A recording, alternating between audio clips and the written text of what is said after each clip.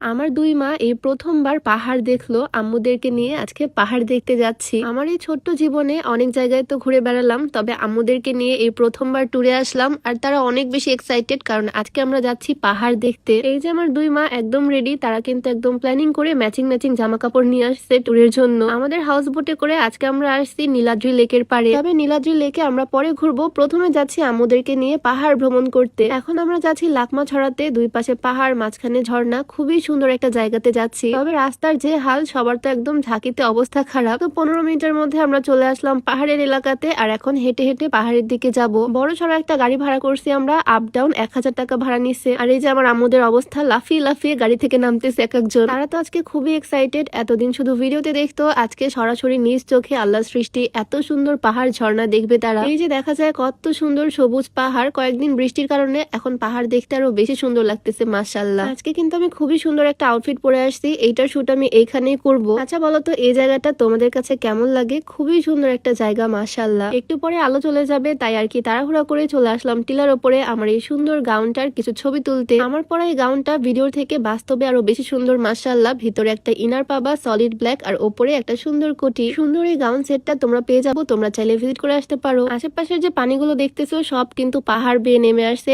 একদম বরফ ঠান্ডা পানি। এখানে সাইনবোর্ড দেওয়া, এটা নাকি বাংলাদেশের শেষ সীমানা, আন্তর্জাতিক সীমারেখা অতিক্রম করা নিষেধ। তবে পিছনে দেখতে পাচ্ছি সবই বাঙালি, সবাই ছবি তুলতেছে, ভিডিও করতেছে। আন্তর্জাতিক সীমারেখা বা বর্ডার কিন্তু আরো অনেক দূরে পাহাড়ের মধ্যে, তবে বাঙালিদের জ্বালার কারণে হয়তো সাইনবোর্ডটা এত আগে দিয়ে রাখছে। যাই হোক, এদিকে এসে দেখি আমার দুই মা পানিতে পা ভিজাচ্ছে, তারা নিজেদের মতো এনজয় করতেছে এই সুন্দর জায়গায় এসে। আমারও একটু শখ হলো পানিতে পা ভিজানোর, বাট পানি এত পরিমাণে ঠান্ডা, বাপরে বাপ। আমরা ফুল গ্রুপ মিলে একটু ফটো সেশন করলাম, সবাই এবার একদম নিজেদের মানুষরাই ঘুরতে আসছি। খুবই সুন্দর একটা ট্যুর দিলাম আলহামদুলিল্লাহ। ভিডিওর আমরা নিজেদের মতো সুন্দর মতো এনজয় করতেছি। আর আমার মায়ের অবস্থা দেখো, সে এখানে এসে পাথর কুড়াচ্ছে। এই পাথরগুলো নাকি সে বাড়িতে নিয়ে যাবে। আচ্ছা ভিডিওতে দেখে তোমরা কি বুঝতে পারো কোনটা আমার মা আর কোনটা আমার শাশুড়ি মা? তারা এত সুন্দর ম্যাচিং ম্যাচিং আউটফিট পরছে, মনে তো হচ্ছে তারা দুই যমজ বোন। আর এই যে আমার ননদিনী, সবার সাথেই টুকটাক ভিডিও করে রাখতেছি স্মৃতি হিসেবে যাতে রাখতে পারি। এখানকার ছোট ছোট বাচ্চারা পাথরগুলোকে ঘষে লাভের মতো শেপ বানায় আর এগুলোকে সেল করে। ভাবলাম একজনকে কিনবো, কিছু টাকা দিয়ে হেল্প করবো, বাট একসাথে অনেকজন চলে আসছে। সুন্দর এই লাভটা আমার কিউট ননদিনীকে গিফট করলাম। ভাবি এদিকে জাম মাখা কিনলো, সবাই মিলে একটু জাম মাখা খেলাম। এখানে আমরা অনেকটা সময় কাটাইছি, নিজেদের মতো এনজয় করছি। একটু পরে সন্ধ্যা নেমে যাবে, তাই এখানে আমরা আর বেশি লেট করব না। সবাই তো হাঁটতে হাঁটতে একদম টায়ার্ড হয়ে গেছি, তাই একটু ডাব খেলাম। আর আমাদের কপি করে তারাও একসাথে ডাব খাচ্ছে। এগুলো বিভিন্ন টুরিস্ট স্পটে অনেক অনেক দোকান থাকে, এগুলো জায়গায় অনেক রকম কসমেটিক সেল করে। আম্মুদেরকে সাবান শ্যাম্পু কিনে দিচ্ছি, আর আমার ননদ তো এদিকে চকলেট নিতে ব্যস্ত।